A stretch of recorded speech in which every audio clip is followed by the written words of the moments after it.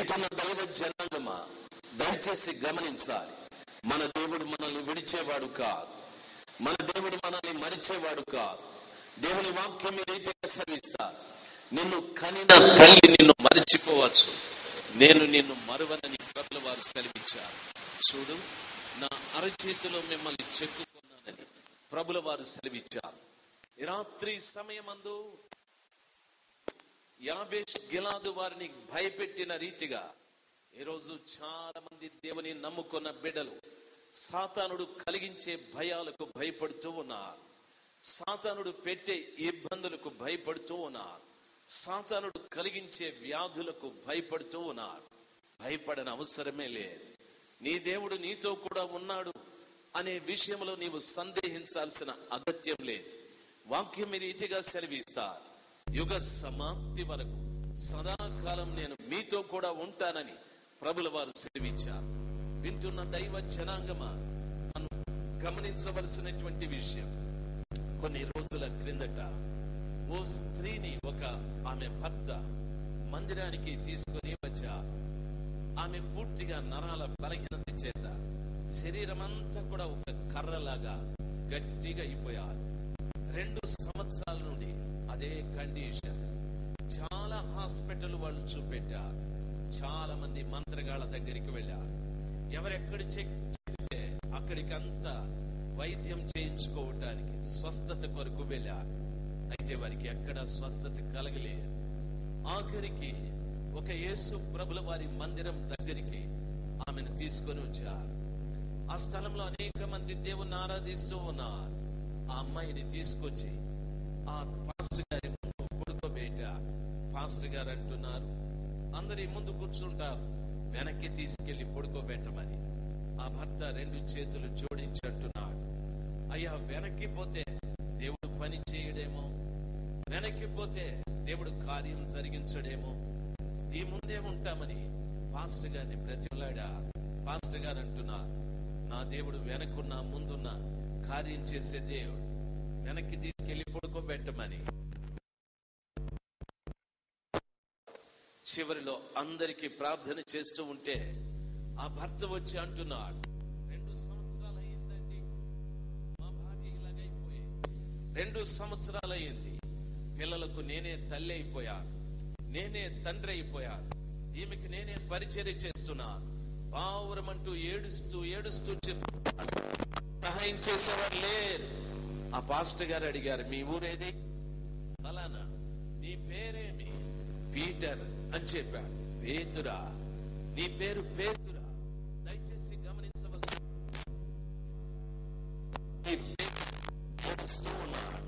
2 సంవత్సరాల నుండి పేతురు తన భార్య నరముల బలహీనత చేత ఈ రీతిగా అయిపోయిందని ఎక్కడెక్కడో తిరిగాడు. దాని అర్థం ఏమిటో తెలుసా? శత్రువైన సాతానుడు పేతురు ఇంటి ముంద దిగాడు. శత్రువైన సాతానుడు పేతురు ఇంటి ముందు దిగి వారి అవయవాలలో లోపాన్ని కలుగజేసి వారి దేవుడైన యెహోవాకు నిందవచ్చు రీతిగా ఆయన ప్రజలకు కీడు చేస్తూ తిరుగుతూ ఉన్నాడు. వింటున్న దైవ జనాంగమా, ఆ దైవ సేవకుడు అందరికీ ప్రార్థించిన తరువాత ఆ అమ్మాయి దగ్గరికి వెళ్ళి అమ్మాయితో మాట్లాడుతున్నాడు. నీ పేరు? ఆయన సార్, ఈమె కదలడం లేదని దైవ సేవకుడు ప్రార్థన చేస్తూ నజరేయుడైన యేసు క్రీస్తు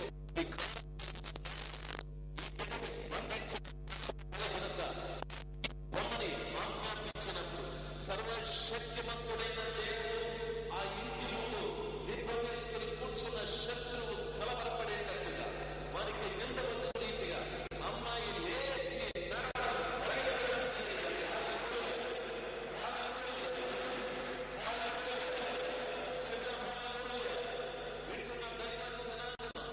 ఆలోచించవలసిన విషయం, శత్రువు ఇశ్రాయేలీయుల ప్రజల ఎదురుగా తాను దిగాడు. ఇశ్రాయేలీయుల ప్రజల ఎదురుగా తాను దిగి వారిని కలవరపెడుతూ ఉన్నారు. శత్రువైన సాతానుడికి సమయం కొద్దిగా ఉంది. నజరేయుడైన క్రీస్తు ప్రభుల వారికి సంబంధించిన ప్రజల ఎదురుగా వాడు దిగి అనేకుల్ని కలవర పెడుతూ ఉన్నాడు, అనేకుల్ని ఇబ్బంది పెడుతూ ఉన్నాడు.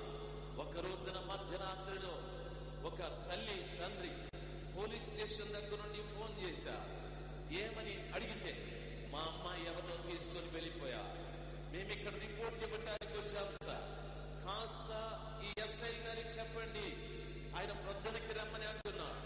ఈ రాత్రి గడిస్తే మా అమ్మాయి పట్టణాన్ని దాటి వెళ్ళిపోతా, దయచేసి ఎస్ఐ గారికి చెప్పండి. ఎందుకు ఈ మాట చెప్తున్నానో తెలుసా? ఆ ఇంటి ముందు కూడా సాతానుడు దిగాడు. ఆ ఇంటి ముందు సాతానుడు దిగి వారమ్మాయి అక్రమమైన సంబంధంతో పారిపోయే ప్రయత్నాలలో ఉంది. ఆ కుటుంబాన్ని కలవరపెడుతుంది. వారి దేవుడైన యేసు క్రీస్తు ప్రభుల వారికి నింద కలిగించడానికి ఆ వీధి వారు చెప్ప, మీ దేవుడేడి? ప్రతి ఆదివారం మీరు మందిరానికి వెళుతున్నారు, మీ పాస్టర్ గారు మీ ఇంటికి వస్తున్నారు, ప్రతిరోజు రాత్రి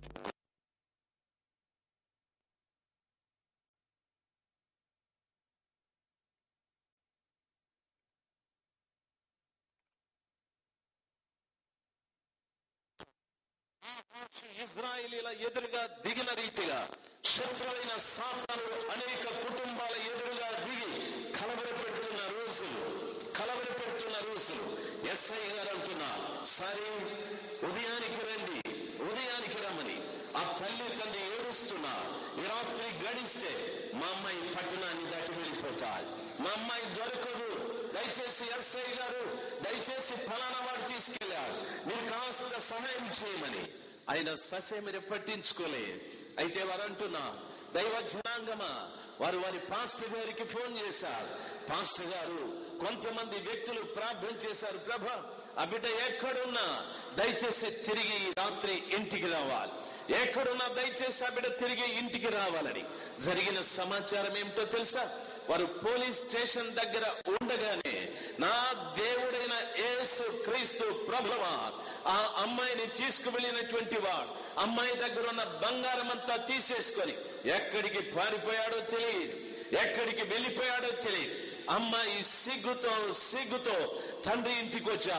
దైవ జనాంగమా, ఆలోచించవలసిన విషయం, నా దేవుడు సిగ్గుపరిచే దేవుడు కాదు, నా దేవుడు తన ప్రజలను నిందల పాలు చేసే దేవుడు కాదు ఆయన. దయచేసి గమనించాల్సింది, వాక్యము సెలవిస్తా, నాహాషు యాబేష్ గిలాదు వారి దగ్గర దిగి ప్రమాణము చేయమంటున్నారు, మేము మీకు సేవకులైపోతాం, మాకు కీడు చేయొద్దు, మేము మీకు సేవకులైపోతాం, మాకు కీడు చేయొద్దు. వింటున్న దైవ జనాంగమా, వాడు నీకు సేవకుడు కానీ నీవు వానికి సేవకుడివి కా. వాడు నీ పాదముల కింద ఉండవలసిన వాడు కానీ నీవు వాడి పాదాల దగ్గర నిల్చోవలసిన వ్యక్తివి కా. పరిశుద్ధ గ్రంథమైన బైబిల్ ఈ రీతిగా సెలవిస్తారు. రోమీయులకు రాసిన పత్రిక 16వ అధ్యాయం 20వ వచనంలో చదువుకుంటే, సమాధానమును కలిగించు దేవుడు అతి శీఘ్రముగా సాతానుని మీ పాదముల కింద చితకదొక్కించును, మీ పాదాల కింద చితకదొక్కించును, సాతానునే మీ పాదముల కింద చితకదొక్కించును. దైవ జనాంగమా, ఈ స్థలములో ఉన్న ప్రతి ఒక్క వ్యక్తి పాదముల కింద సాతానుని దేవుడు తొక్కించటానికి నా దేవుడు మనకు అధికారాన్ని అనుగ్రహించాడు. హల్లెలూయా, చెప్దాం హల్లెలూయా. వానితో నిబంధన చేసి వానికి దాసులు అవ్వటానికి ప్రభుల వారు మనల్ని పిలవలేదు. మనల్ని దాసుల్నిగా కాదు ప్రభువు చేసింది, మనల్ని స్వతంత్రులుగా చేశాడు. వాక్యం ఈ రీతిగా సెలవిస్తారు, ఒకప్పుడు నేను పాపానికి దాసుడు, ఒకప్పుడు నేను శరీరానికి దాసుడు, ఒకప్పుడు నేను లోకానికి దాసుడు, ఒకప్పుడు నేను సాతానునికి దాసుడు. అప్పుడు నా జీవితంలో యేసయ్య లేడు, అప్పుడు యేసంటే నాకు తెలియదు. అలాంటి పరిస్థితుల్లో సాతానునికి దాసుడుగా ఉండి ఆ వ్యక్తి చెప్పిన ప్రతి కార్యము చేస్తూ వచ్చా.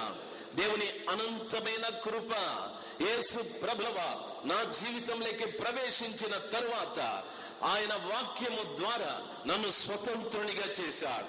శత్రువైన సాతానుని దగ్గర బానిసత్వంగా బ్రతుకుతున్న నన్ను విడిపించి ఆ కృపగల దేవుడు స్వతంత్రునిగా చేశాడు. ఇప్పుడు పాపానికి దాసత్వం లేదు, లోకానికి దాసత్వం లేదు, శరీరానికి దాసత్వం లేదు, సాతానుడికి దాసత్వం లేదు. సాతానుడే నాకు దాసుడు, సాతానుడే నాకు దాసుడు. వాక్యం ఈ రీతిగా సెలవిస్తా, మీరు పాములను తేళ్లను ఎత్తి పట్టుకుంటారు, శత్రు బలమంతటి మీద మీకు అధికారం ఇచ్చి ఉన్నాను అని ప్రభు సెలవిచ్చారు. శత్రు బలమంతటి మీద మనకు ఆయన అధికారం ఇచ్చాడు. హల్లెలూయా. ఈ రోజు నీ అధికారాన్ని నువ్వు ఎరగాలి, నీ అధికారాన్ని నువ్వు ఉపయోగించుకోవాలి. శత్రువైన సాతానుడు ఏ ఇంటి దగ్గర నిలబడి కలవర పెడుతున్నాడు, ఏ వ్యక్తి దగ్గర నిలబడి కలవర పెడుతున్నాడు, ఏ కుటుంబం దగ్గర నిలబడి కలవర పెడుతున్నాడు, ఏ సంఘము దగ్గర నిలబడి కలవర పెడుతున్నాడు, ఏ పట్టణంలో నిలబడి పట్టణాన్ని అతలాకుతలము చేస్తున్నాడు. క్రైస్తవుడనే ప్రతి వాడు కూడా, క్రైస్తవురాలనే ప్రతి ఒక్క వ్యక్తి కూడా ఈ శత్రువు మీద నా దేవుడు నాకు అధికారం ఇచ్చాడని, శత్రువైన సాతానుని అధికారముతో మన పట్టణము నుండి, గ్రామము నుండి, కుటుంబంలో నుండి, సంఘాలలో నుండి నజరేయుడైన యేసు క్రీస్తు అధికారం కలిగిన నామములో, ఓ శత్రువైన సాతాన అధికారముతో మాట్లాడుతున్నా, ఇప్పుడే బయటికి పొమ్మని ఆజ్ఞాపించాలి, ఇప్పుడే బయటికి పొమ్మని ఆజ్ఞాపించాలి. దేవుడు నీకు అధికారం ఇచ్చాడు, నీకు ఇచ్చిన అధికారాన్ని ఉపయోగించుకోవాలి.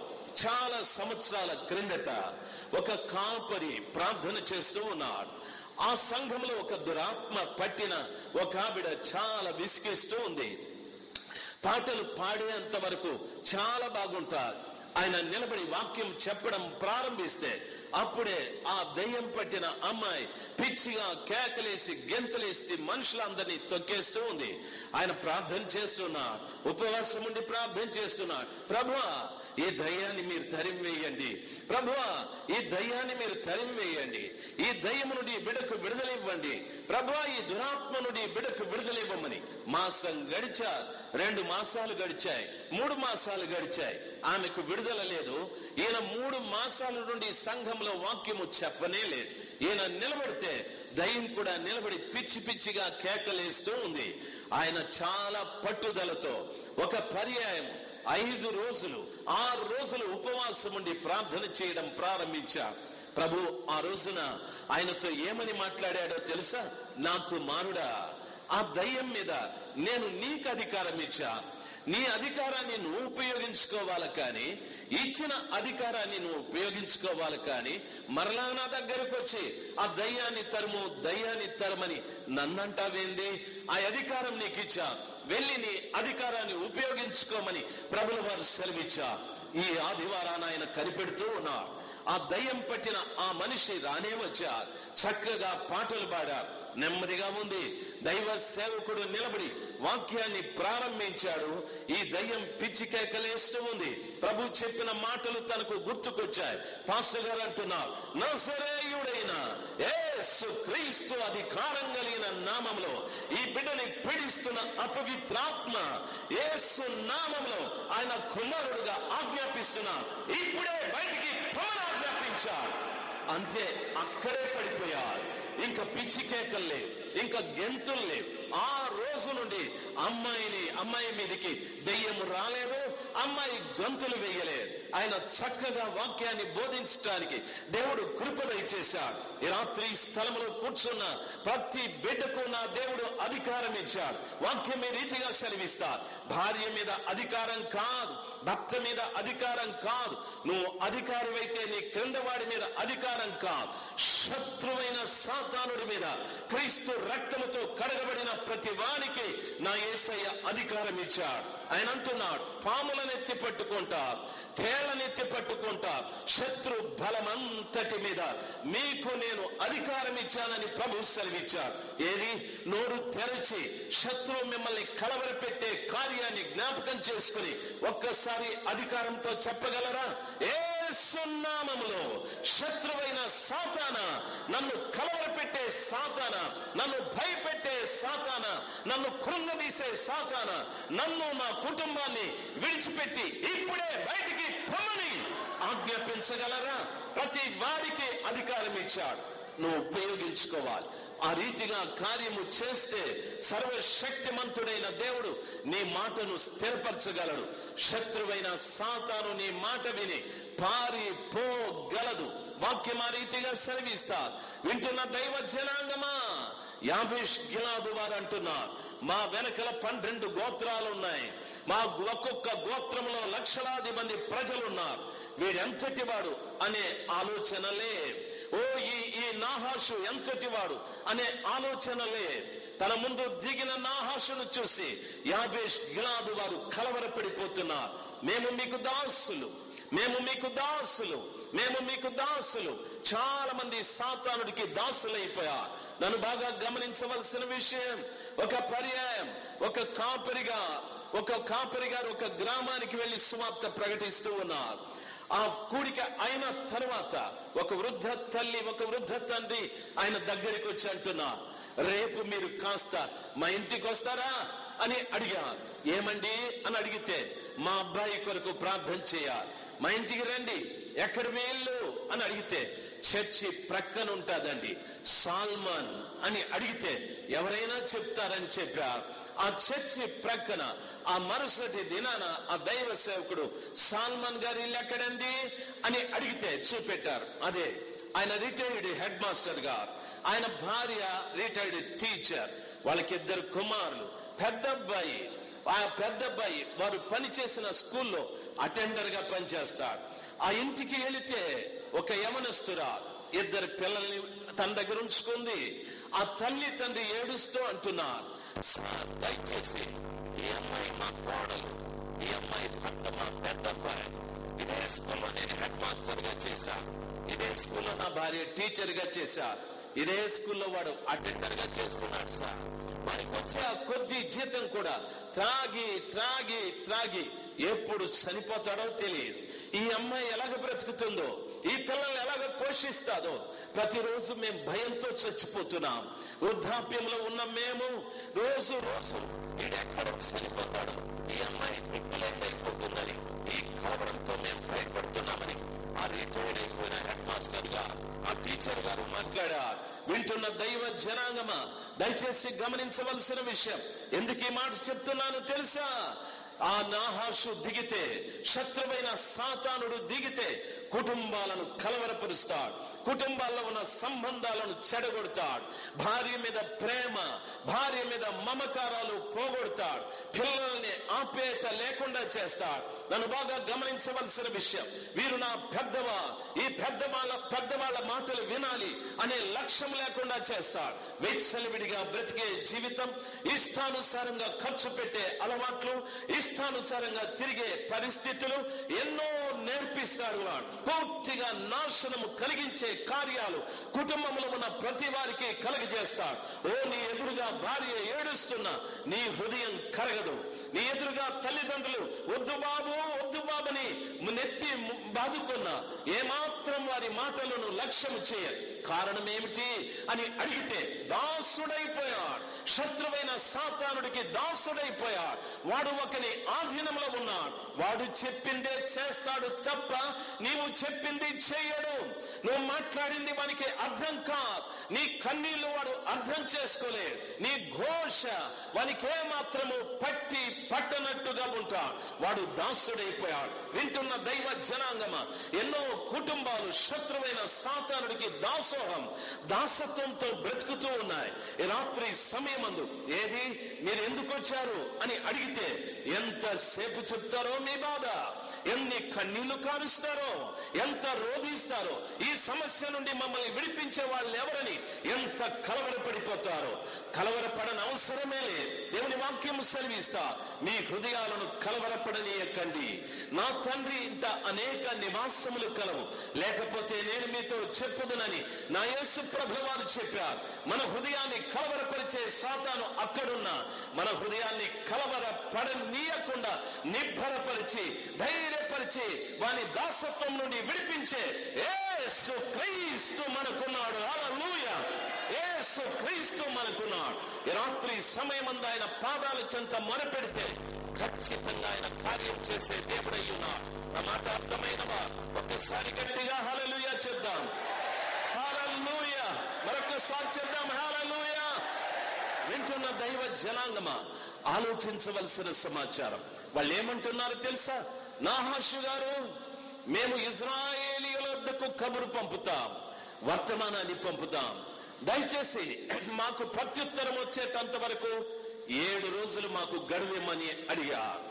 శత్రువైన సాతానుడి దగ్గర గడువులు అడుగుతున్నా.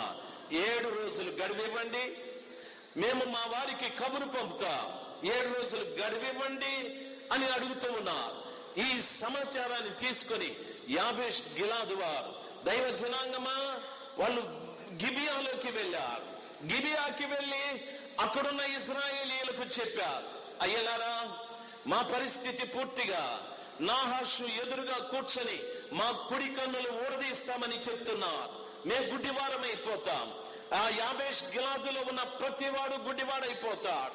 ఓ స్త్రీలేమి, పురుషులేమి, పసిపిల్లలేమి, వృద్ధులేమి, పాలు ఇచ్చేవారు, పాలు త్రాగేవారు, ప్రతి వారు ఒంటి కన్ను వారైపోతారు. ఒక కన్ను పోతాదండి. మా పరిస్థితి అది.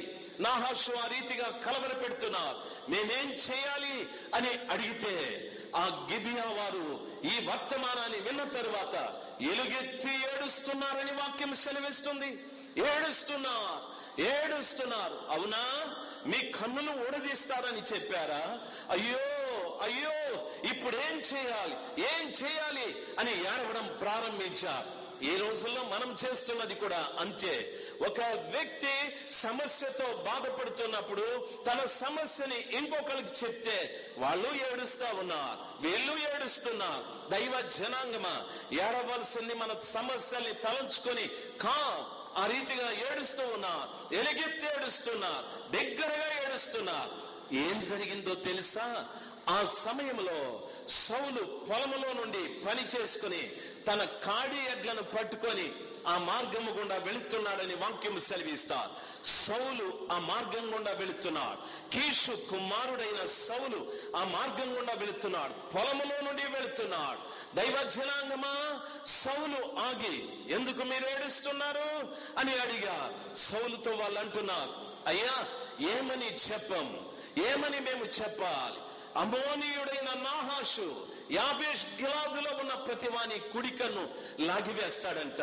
7 రోజులు మేము గడువు అడిగాం, 7 రోజులు మీరితే వాడు మా కళ్ళు ఊడదీస్తాడని దేవుని వాక్యం రీతిగా సెలవిస్తారు. దేవుని వాక్యంలో చెప్పబడిన మాట ఎంత విచిత్రమైనదో బాగా గమనించాలి. చూడండి, జనులు ఏడ్చుటకు హేతువేమని అడుగగా 5వ వచనం, వారు యాబేషు వారు తెచ్చిన వర్తమానము అతనికి తెలియజేసిరి. సౌలు ఆ వర్తమానము వినగానే దేవుని ఆత్మ అతని మీదికి బలముగా వచ్చెను. అతడు అత్యాగ్రహుడై, హల్లెలూయా, ఏడ్చు వారి మాట వింటూనే సౌలు మీదికి ఆత్మ బలముగా దిగి వచ్చాదని వాక్యము సెలవిస్తారు.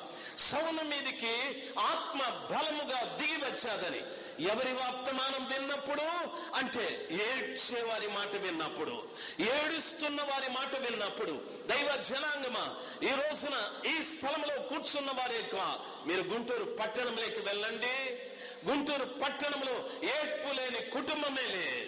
మీరు విజయవాడ వెళ్ళండి, ఏడ్పు లేని కుటుంబమే లేదు. ప్రపంచంలో ఎక్కడికైనా వెళ్ళండి, ఏడ్పు లేని కుటుంబం లేనే లేదు. మీరు ప్రపంచంలో అగ్ర దేశమని, సంపన్న దేశమని పేరు పోయిన ఆ దేశానికి అధికారిగా ఉన్న ఒబామా దగ్గరికి వెళ్ళి, బాగున్నారా మీరు ప్రెసిడెంట్ కదా, బాగున్నారా అని అడగండి. ఏడుస్తాడు. మా దేశంలో ఆర్థిక ఇబ్బంది వచ్చా, మా దేశ ప్రజలకు తగిన జీతాలు ఇవ్వటానికి మా దగ్గర డబ్బులే, మేము ఆర్థికంగా పడిపోయాం. ఏడుస్తాడు. ప్రపంచమే ఏడ్పులో పెట్టాడు సాతానుడు. ప్రపంచమే కలవరంతో ఉంది సాతానుడు ద్వారా. ప్రపంచమే అతలాకుతలమైపోతుంది. ఎవరిని ఓదార్చలేక, ఎవరి కన్నీటిని తుడవలేక, ఎవరిని ధైర్యపరచలేక, ఎవరిని కృంగిన వారిని పైకి లేవనెత్తలేక అలాగ పడిపోయారు, అలాగ ఉండిపోయారు. అయితే పొలములో నుండి వచ్చిన ఒక వ్యక్తి ఆ ఏడ్పు విన్న తర్వాత అంటున్నాడు, ఎందుకు ఏడుస్తున్నా? ఎందుకు ఏడుస్తున్నారు? ఎందుకు ఏడుస్తున్నారు? వింటున్న తల్లి, నువ్వు ఏడ్చేటప్పుడు ఎవరైనా వచ్చి ఎందుకు ఏడుస్తున్నారు అని అడిగారా? ఎందుకు ఏడుస్తున్నారు అని అడిగారా? చాలా మంది అడిగారు. నీ ఎదురింటి వారు అడిగారు, నీ పక్కింటి వారు అడిగారు, మీ గ్రామస్తులు అడిగారు, మీ అధికారులు అడిగారు, మీ పరిపాలకులు అడిగారు, మీ పోలీసులు అడిగారు, కోర్టు వారు అడిగారు. అయినా ఏడ్పు మానలేదు. ఎవరు అడిగిన వారు అడిగినట్టే ఉన్నారు, కానీ ఏడ్పు మాన్పించేవాడు ఎవరూ లేరు. ఎవరా ఏడ్పు మాన్పించేవాడు? సౌలు అక్కడికి వచ్చి అంటున్నాడు, ఎందుకు ఏడుస్తున్నారు? ఎందుకు ఏడుస్తున్నారు? యాబేష్ గిలాదు వారు మా కన్నులు ఊడదీస్తారండి, మా కన్నులు ఊడదీస్తామని చెప్పారు. మా ఇంట్లో నేను ఒకడు గుడ్డివాడైతే పర్వాలేదు, నాకు పెళ్లిడు వచ్చిన అమ్మాయి ఉంది, అమ్మాయిని గుడిదైపోతారు. ఇదిగో మా వృద్ధ తల్లి ఉంది, గుడిదైపోతారు. అప్పుడే పుట్టిన బిడ్డున్నాడు, గుడిదైపోతారు. దైవ జనాంగమా, శత్రువైన సాతానుడి పనేమిటో తెలుసా? మనకు గుడ్డితనం కలిగించాలని. ఏమా గుడ్డితనం? యేసు క్రీస్తు ఎవరో తెలియకుండా, యేసు క్రీస్తు ఇచ్చే స్వస్థత తెలియకుండా, యేసు క్రీస్తు ఇచ్చే రక్షణ తెలియకుండా, యేసు క్రీస్తు ఇచ్చే విడుదల తెలియకుండా, యేసు క్రీస్తు ఇచ్చే పాప క్షమాపణ తెలియకుండా, యేసు క్రీస్తు ఇచ్చే విమోచన తెలియకుండా మనం గుడ్డివారమైపోయాం. ఒక కన్నే చూస్తుంది. దాని అర్థం ఏమిటో తెలుసా? యేసయ్యని గురించి నీకు సగమే తెలుసు, మరి సగంలో యేసయ్యని గురించి నువ్వు కొంతే అర్థం చేసుకున్నావు, మరి సగంలో యేసయ్య శక్తి సగమే నీకు తెలుసు, మరి సగంలో యేసయ్య ఇచ్చిన రక్షణ సగమే నీకుంది, మరి సగంలో యేసయ్య చెప్పిన మారు మనసు సగమే నీకుంది, మరి సగంలో యేసు ప్రభు ఇచ్చిన ఆత్మ సగమే నీకుంది, మరి సగంలో ఒంటి కన్ను భక్తులుగా మనం బ్రతుకుతున్నాం. లేదు, ఈ రాత్రి సమయమందు సౌలు వచ్చి అంటున్నా, ఏమి ఏడ్పుకు కారణం అని అడిగిన వెంటనే ఆయన వీధికి పరిశుద్ధాత్మ బలముగా దిగను అని వాక్యము సెలవిస్తా. ఆత్మ దిగిన వెంటనే అత్యాగ్రహుడై, హల్లెలూయా చెప్తాం, హల్లెలూయా. దైవ జనాంగమా, ఈ స్థలంలో ఆత్మతో అభిషేకించబడడం ఎందుకు అని అడిగితే, నాహాషుని ఎదుర్కోవటానికి ఇజ్రాయిలీల కన్నులు ఊడదీయించే నాహాషుని ఎదుర్కోవటానికి, క్రీస్తు ప్రభులు బిడ్డలు అంధులై, క్రీస్తు ప్రభులు వారి బిడ్డలు గుడ్డివారినిగా చేయటానికి వచ్చిన నాహాషును ఎదుర్కొనటానికి రాత్రి సమయమందు చాలా గొప్ప ప్రార్థనలు మీరు చేశారు, చాలా గొప్ప అభిషేకంతో నింపబడ్డారు, చాలా బాగా ఆత్మతో నింపబడ్డారు, అన్య భాషలతో మాట్లాడారు. ఎందుకండి అని అడిగితే, ఏడ్చే వారిని ఓదార్చటానికి, శత్రువైన సాతానుడు చేత కలవరపడుతున్న ప్రజలను ఓదార్చటానికి, శత్రువైన సాతానుడు పూర్తిగా నాశనం చేయటానికి సిద్ధంగా ఉన్న ప్రజలను విడిపించటానికి. నా మాటలు అర్థమైన వారు ఒకసారి గట్టిగా హల్లెలూయా చెప్దాం. హల్లెలూయా, హల్లెలూయా, హల్లెలూయా. వింటున్న దైవ జనాంగమా, ఏమి అభిషేకం! సౌలు ఆ మాట వింటూనే దేవుని ఆత్మ బలముగా దిగనని వాక్యము సెలవిస్తా. ఈ రోజు నేను ఆత్మతో నింపబడ్డం దేనికి అని అడిగితే, ఈ మందిరములో కూర్చొని గట్టిగా దేవుని స్తుతించటానిక, ఆరాధించటానిక, అన్య భాషలు మాట్లాడటానిక? లేదు తల్లి, లేదు నా ప్రేమైన తండ్రి. యవనస్తుడా కాదు, ప్రపంచంలో శత్రువైన సాతానుడి చేత కన్నీరు పెడుతున్న కుటుంబాలు, కన్నీరు పెడుతున్న యవనస్తులు ఎందరో ఉన్నారు. వారిని విడిపించటానికి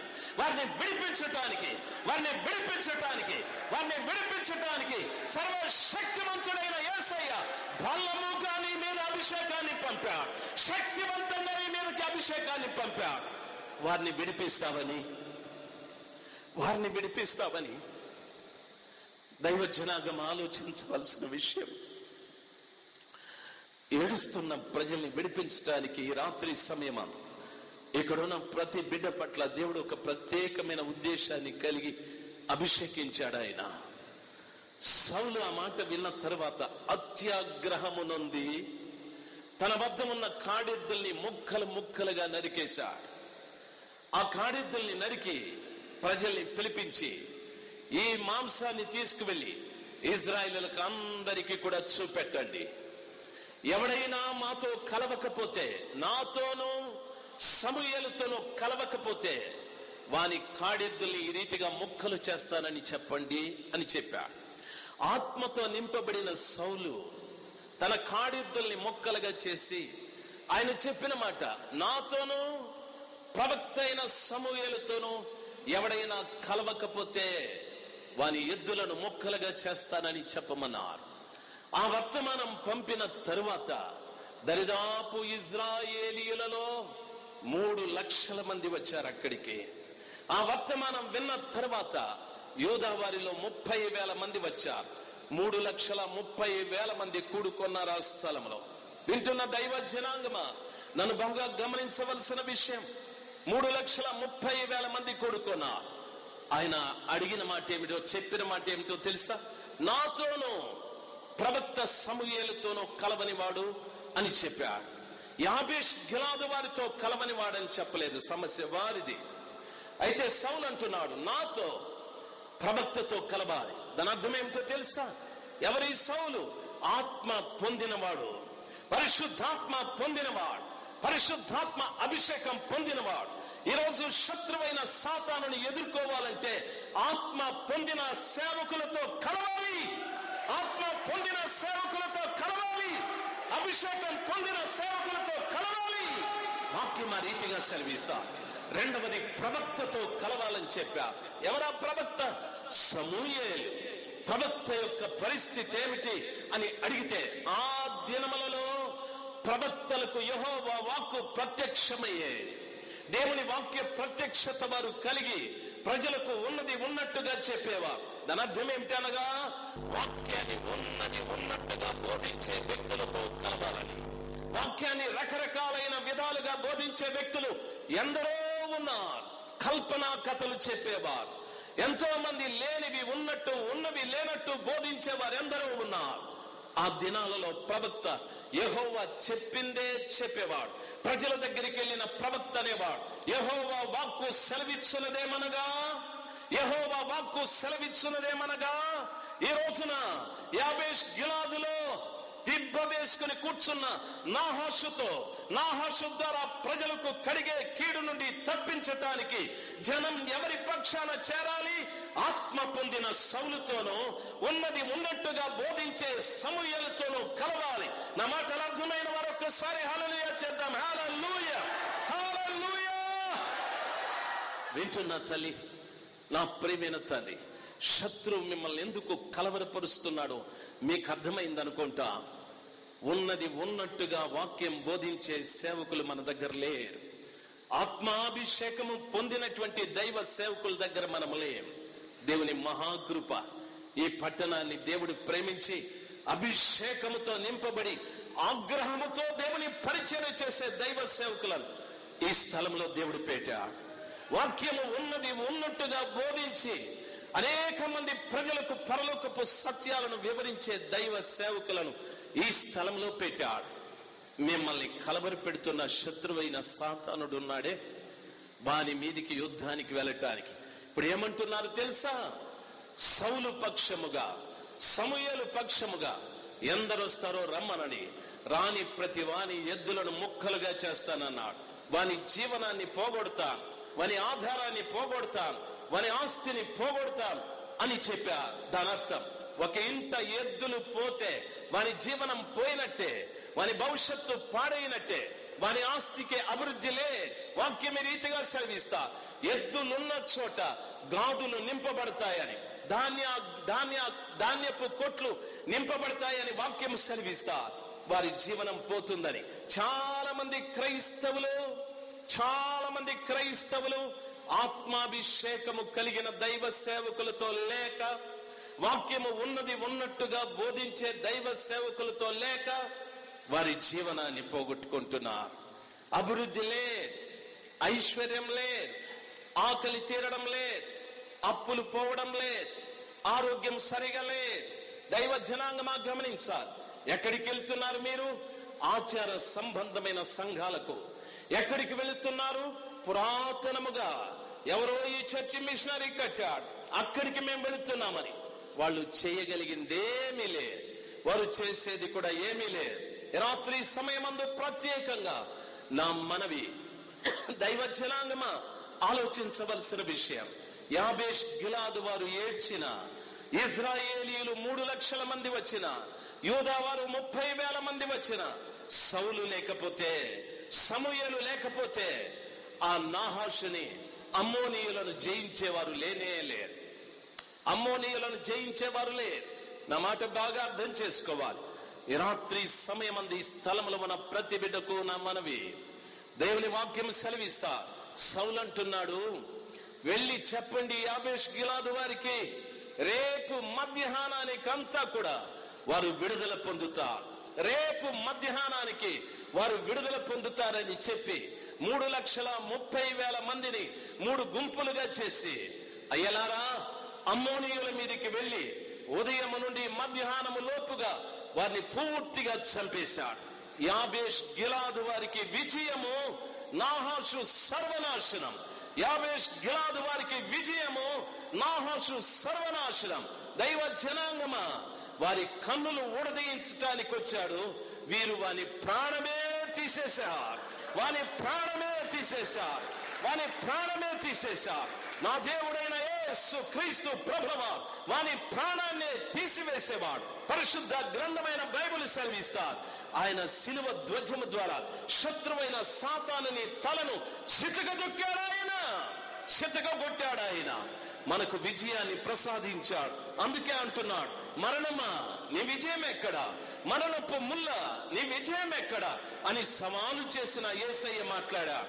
రాత్రి సమయమందు కృంగిపోతున్న నీకు, కలవరంతో ఉన్న నీకు, భయపడుతున్న నీకు, వ్యాధితో ఉన్న నీకు, సమస్యతో ఉన్న నీకు, కుంటితనంతో ఉన్న నీకు, గుడ్డితనంతో ఉన్న నీకు, నీ ఎదురుగా నాహాషు దిగి నిన్ను కలవర పెడుతున్నాడేమో. నీ దేవుడైన యేసు ప్రభువు వారికి నింద తీర్చే కార్యాలు నీ కుటుంబంలో ఉన్నాయేమో. ఎన్నో రోజుల నుండి ఏడుస్తున్నానండి, ఈ సమస్య నుండి నాకు విడుదల లేదు. ఎందరికో చెప్పానండి, ఈ సమస్య నుండి విడుదల లేదు. ఎందరో మా ఇంటికి వచ్చారండి, ఈ సమస్య నుండి విడుదల లేదు. ఎందరొచ్చినా ఎందరికి చెప్పినా సౌలు లేకపోతే, సమూయేలు లేకపోతే నీకు నాకు విజయం లే. నీవు నేను విజయాన్ని చూడలేం. నీవు నేను నాహాషు వాని సైన్యాన్ని సర్వనాశనం చేయలేం. సౌలు అవసరం. ఎవరా సౌలు? దైవ వాక్యములో సెలవిచ్చిన రీతిగా దుఃఖపడేవారు, ఏడ్చేవారి మాట వింటూనే ఆత్మచేత బలముగా నింపబడిన వ్యక్తి. ఎవరా? సమూయేలు. దేవుడు వాక్యాన్ని తీసుకొని ఉన్నది ఉన్నట్టుగా ప్రజలకు చెప్పే ప్రవక్త. వీరు నీకు కావాలి తల్లి, వీరు నీకు కావాలి నా ప్రియమైన తండ్రి.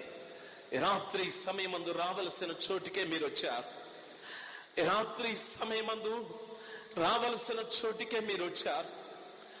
ఆత్మచేత అభిషేకింపబడిన దైవ సేవకులు, వాక్యము ఉన్నది ఉన్నట్టుగా బోధించే దైవ సేవకులు ఈ స్థలంలో దేవుడు మీ కొరకు పెట్టాడు.